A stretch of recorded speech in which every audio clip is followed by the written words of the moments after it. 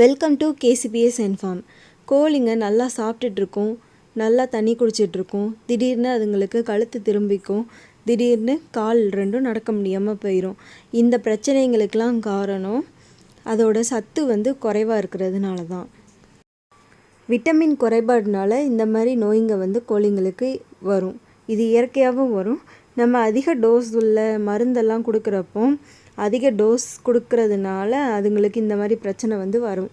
இது நரம்பியல் குறைபாடு அப்படி சொல்லுவாங்க. இதுக்கு நியூரோபியன் அப்படின்ற டேப்லெட்டு அப்படி இல்லாட்டி இன்ஜெக்ஷன் எதுனாலும் யூஸ் பண்ணிக்கலாம். இந்த மருந்தை 3 to 5 நாளைக்கு கொடுக்கலாம். சரியானதும் மருந்து கொடுக்கறத நிப்பாட்டிடணும். இதில் இன்ஜெக்ஷனும் இருக்குது, டேப்லெட்ஸும் இருக்குது.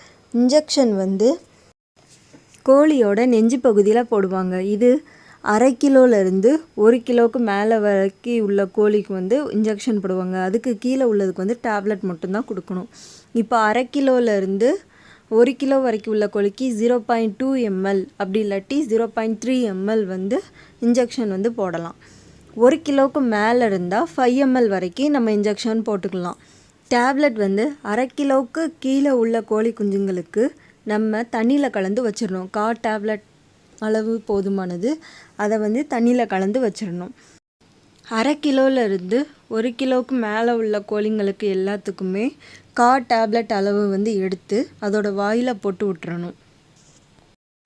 நாம் மாத்திரை சாப்பிட்ற மாதிரி அதுக்கும் போட்டு விட்டுறணும்.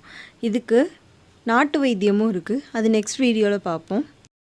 உங்களுக்கு இந்த வீடியோ பிடிச்சிருந்தா லைக் பண்ணுங்கள், ஷேர் பண்ணுங்கள், சப்ஸ்கிரைப் பண்ணுங்கள். தேங்க்யூ.